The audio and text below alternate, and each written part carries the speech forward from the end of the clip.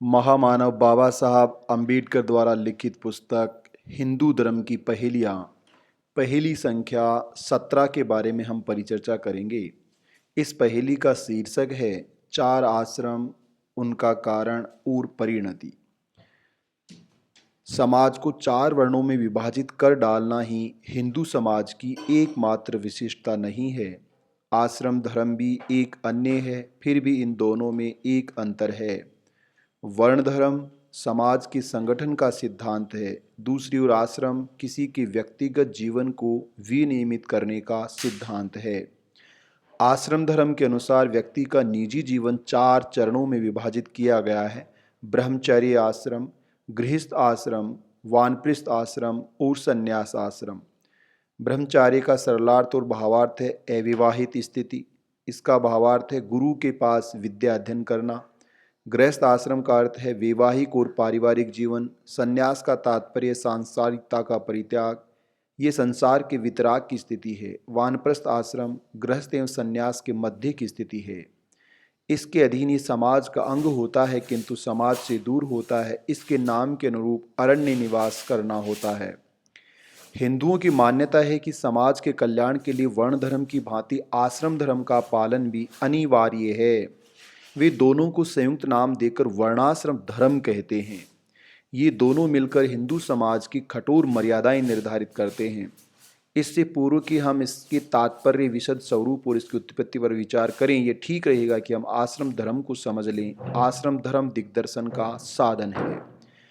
मनुस्मृति से कुछ प्रासंगिक अंश उद्धृत हैं। गर्भ धारण के 8 वर्ष पश्चात उपनयन संस्कार कराया जाए।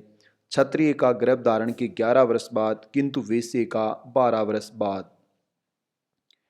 कोई द्विज यदि वेद अध्ययन नहीं करता है और अन्य सांसारिक ज्ञान के अध्ययन में रहता है तो वह शीघ्र ही अपितु अपने जीवन काल में ही शूद्र की स्थिति प्राप्त करता है, उसके बाद उसकी संतति भी। गुरु के अधीन तीनों वेदों का व्रत 36 वर्ष तक धारण किया जाए, अथवा इससे अर्धांश अथवा चतुर्थांश, अथवा जब तक उनका पूरा ज्ञान न हो जाए ये व्रत रखा जाए।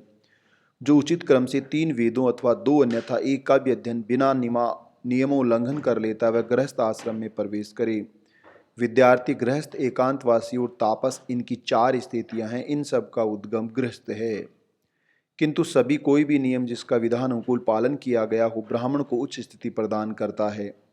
वैदिक नियमानुसार और स्मृति के अनुरूप गृहस्थ को उन सब में श्रेष्ठ बताया है, क्योंकि वह अन्य तीनों का सहायक है। कोई द्विज स्नातक जो नियमानुसार गृहस्थ धर्म निभा चुका हो वह दृढ़ संकल्प करे कि वह अपनी इंद्रियों का दमन करेगा, अरण्य में रहेगा।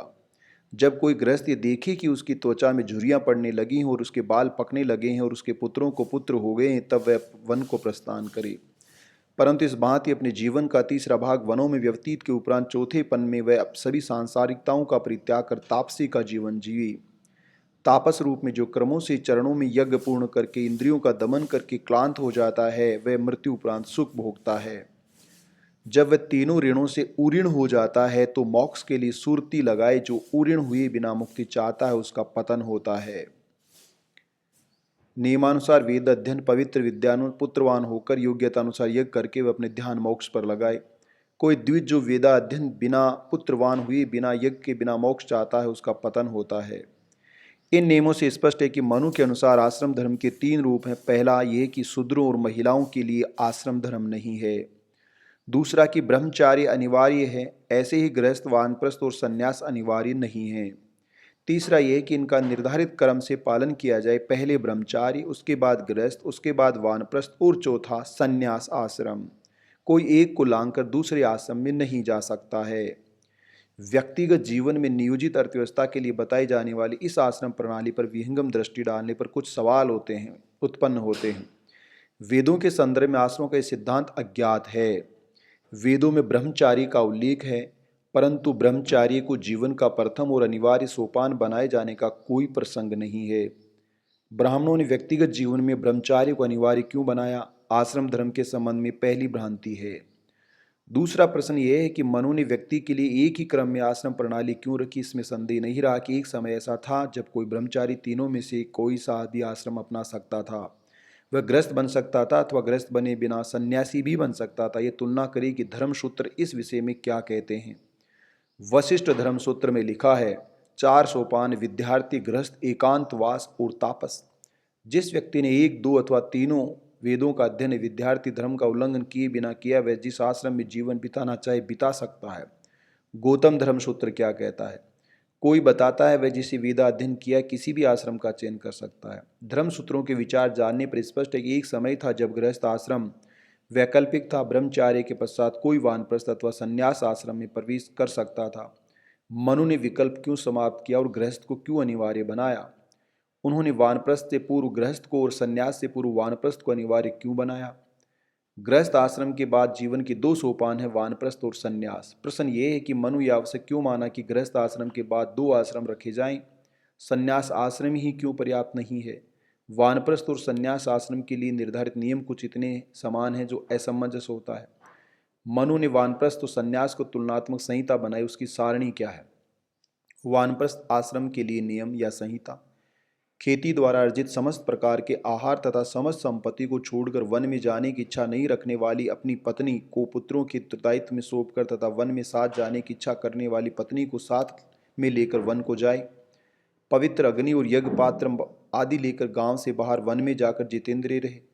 तापस योग्य विविध पवित्र खाद्य पदार्थ, कंद, मूल, फल आदि से पूर्वोक्त पंच महायज्ञों का विधि पूर्वक पालन करता रहे। मृग आदि का चर्म या पेड़ों का वक्कल धारण करे। सायंकाल तथा प्रातःकाल स्नान करे और हमेशा जटा, दाढ़ी, मूंछ एवं नख धारण करे। जो खाने योग्य पदार्थों से बलि करे, सामर्थ्य अनुसार दान दे, भिक्षा दे और जल, कंद, फलों की भिक्षा देकर आए अतिथियों का सत्कार करे। हमेशा वेद अभ्यास में लगा रहे। ठंडा गर्म, सुख दुख, अपमान आदि द्वंद्वों को सहन करे। सभी से मित्र भाव रखे, मन को वश में रखे, दानशील बने, दान ले, सब जीवों पर दया करे। दर्श पौर्णमास पर्वों को यथा समय त्याग नहीं करता हुआ विधिपूर्वक 3 अग्नियों के साथ अग्निहोत्र करता रहे। नक्षत्रेष्टि, आग्रहायण याग, चातुर्मास याग, उत्तरायण याग और दक्षिणायन याग स्रोत स्मार्त विधि से स्मर्श कर कर्म से करे।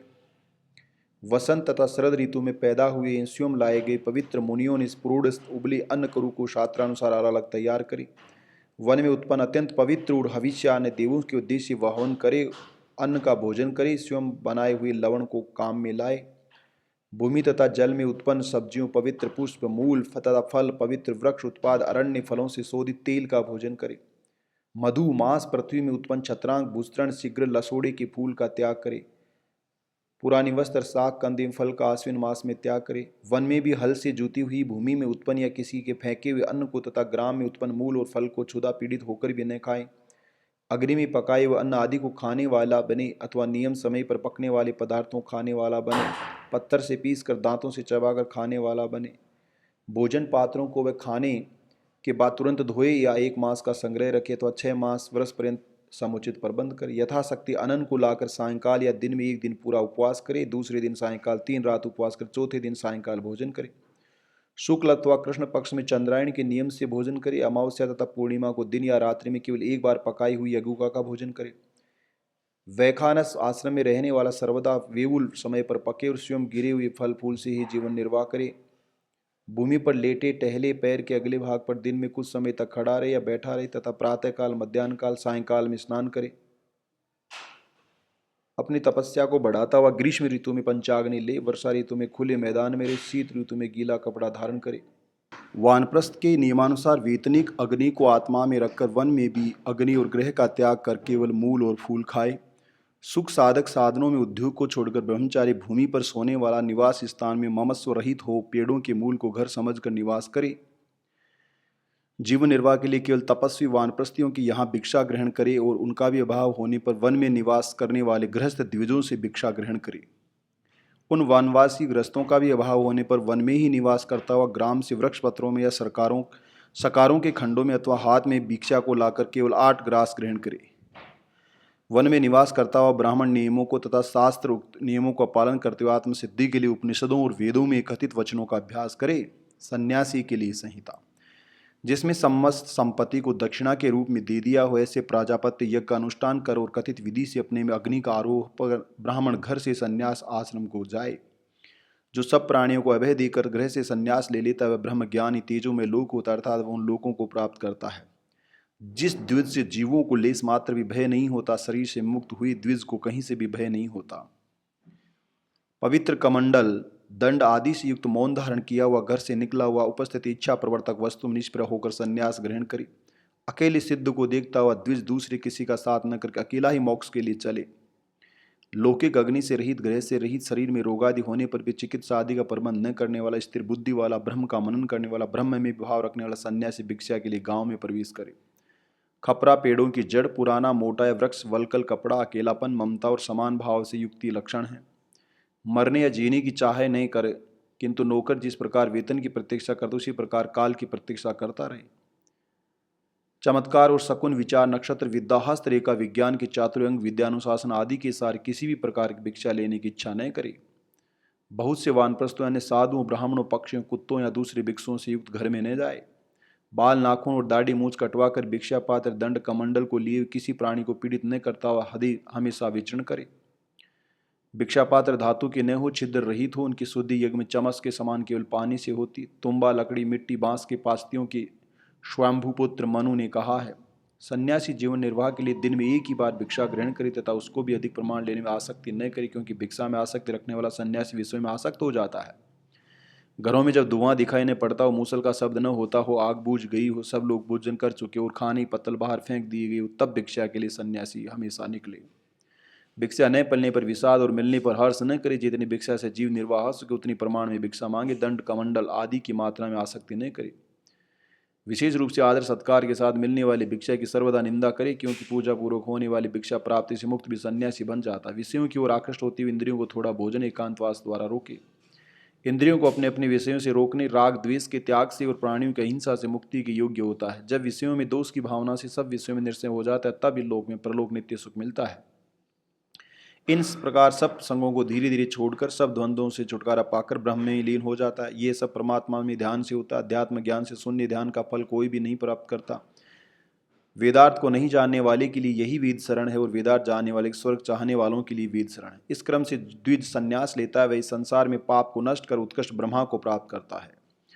वानप्रस्थ के संन्यास से और गृहस्थाश्रम के संन्यास से तुलना करने पर इनके मध्य स्पष्ट समानता का पता चलता है। जब वानप्रस्थ के संन्यास से तुलना करते हैं तो उनके अनुसार जीवन यापन में बहुत कम अंतर मिलता है। पहला यह कि वानप्रस्थ अपनी पत्नी और संपत्ति के अधिकार का त्याग नहीं करता, परंतु सन्यासी को दोनों का त्याग करना पड़ता है। दूसरी बात यह कि वानप्रस्थ का निवास स्थायी होता है, चाहे वह वनवास में ही क्यों, किंतु सन्यासी का आवास स्थायी नहीं होता, यहाँ तक कि वनों में भी उसे स्थान स्थान पर रमण करना। और तीसरी ये कि सन्यासी के लिए शस्त्रों की व्याख्या करने पर प्रतिबंध है, जबकि वानप्रस्थ के लिए ऐसी कोई शर्त नहीं। जहाँ तक अन्य बातों का प्रश्न है, एक समान है। गृहस्थ आश्रम और वानप्रस्थ के बीच भी बहुत समानता है। मूल रूप से वानप्रस्थ गृहस्थी है। जैसे वानप्रस्थी का वैवाहिक जीवन जारी रहता है, गृहस्थी के समान वह संपत्ति का स्वामी रहता है। गृहस्थ की भांति वह संसार का त्याग नहीं करता, वैदिक धर्म का पालन करता है। गृहस्थ आश्रम वानप्रस्थ के बीच तीन बातों में अंतर है। गृहस्थ के भोजन और वस्त्र पहनने में कोई सादगी नहीं है, जबकि वानप्रस्थ के लिए है। गृहस्थ समाज के मध्य रहता है, जबकि वानप्रस्थ वनों में। वानप्रस्थी वेदांत का अध्ययन करता है, गृहस्थ वेदों तक सीमित रहता है। गृहस्थ और वानप्रस्थ तथा संन्यास आश्रम के बीच इतनी सारी समानताओं के रहते हुए समझना कठिन है कि मनु ने गृहस्थ आश्रम और संन्यास के बीच वानप्रस्थ की रचना क्यों की, क्योंकि एक आश्रम दूसरे से बिल्कुल भिन्न होता है। वास्तव में केवल तीन आश्रम हो सकते हैं, ब्रह्मचार्य, गृहस्थ और संन्यास। शंकराचार्य का मत भी ऐसा ही लगता है, जिन्होंने अपने ब्रह्मसूत्र में संन्यास को सही बताते हुए पूर्व मीमांसा परंपरा के विपरीत तीन ही आश्रमों की बात कही है। मनु को वानप्रस्थ की बात कैसी सूझी, उनको प्रेरणा कहाँ से मिली? जैसा कि पहले कहा, ब्रह्मचार्य के पश्चात गृहस्थ आश्रम अनिवार्य नहीं था। ब्रह्मचार्य गृहस्थ आश्रम अपनाए बिना सीधा सन्यासी बन सकता था, परंतु मानव का अन्य भी एक चरण था। जो ब्रह्मचारी तुरंत विवाह नहीं करना चाहता वह अरण्य मानस वनवासी बन सकता था। वैसे ब्रह्मचारी थे जो अविवाहित रहकर अध्ययन जारी रखना चाहते थे। अरण्यवासी आबादी से दूर वनों में रहते। जिन वनों में अरण्य तपस बसते थे वे अरण्य कहलाते थे। ये स्पष्ट है कि मनु का वानप्रस्थ दो भिन्नताओं के कारण मौलिक कारण वह वैवाहिक जीवन में प्रवेश करने से पूर्व संबंध अरण था। ये अरण अवस्था द्वितीय अवस्था के स्थान पर तृतीय अवस्था थी। मनु का पूरा कार्यक्रम सिद्धांत पर आधारित था कि विवाह अनिवार्य है। कोई ब्रह्मचारी यदि सन्यासी बनना चाहता है तो उसे वानप्रस्थ में जाना होता है, और वानप्रस्थ बनने के लिए गृहस्थ बनना जरूरी है। उसे विवाह करना चाहिए। मनु ने विवाह से मुक्ति को असंभव बना दिया, क्यों? ये सबसे बड़ा सवाल। चार आश्रम और उनकी परिणति।